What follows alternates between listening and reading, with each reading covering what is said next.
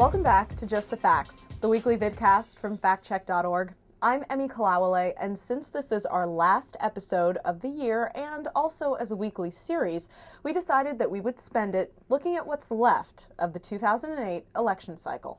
But before we get started, I have a correction from last week. I had said that 1928 marked the re-election of Herbert Hoover. That's wrong. Hoover was elected in 1928 and never served a second term.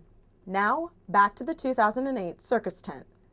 In ring number 1, we have the repeatedly answered but persistent question of the president-elect's citizenship.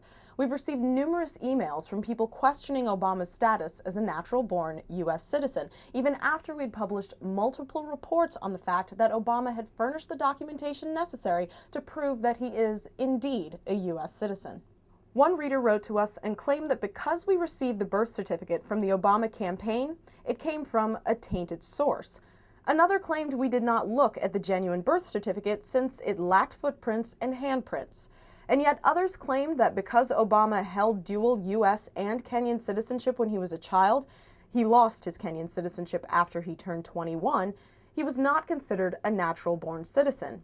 Then there was one reader who just called us low-life anti-constitutional dirtbags. But regardless of what some may think of our reporting, the Supreme Court has rejected a challenge by New Jersey resident Leo D'Onofrio, who alleges that because Obama held dual U.S. and Kenyan citizenship as a child, he cannot legally be considered a natural-born U.S. citizen.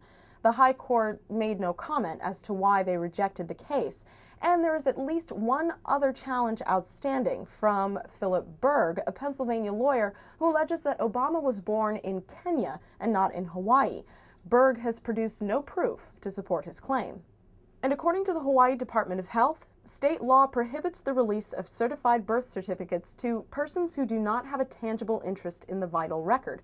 But Dr. Chiyomi Fukino, director of the Hawaii Department of Health, confirmed in a statement that she and the Registrar of Vital Statistics have seen and verified that Senator Obama's birth certificate is on record in accordance with the law. Besides, Berg's case has already been dealt a blow since it was thrown out of federal courts in Pennsylvania.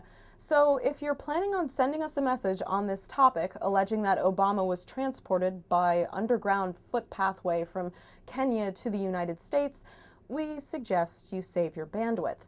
And now, in ring number 2, we turn to the Minnesota recount. Yes, that's right, Minnesota is still short one senator.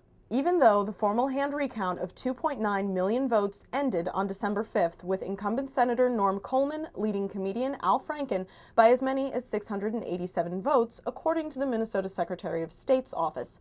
But there were still 133 missing ballots that had yet to be located, although it's been reported that Minneapolis officials have stopped looking, and slightly less than 5,000 ballots that were contested by the Coleman and Franken campaigns. So the Franken-Coleman race is still undecided, and the Minnesota Secretary of State has requested that the process end somehow by December 18th.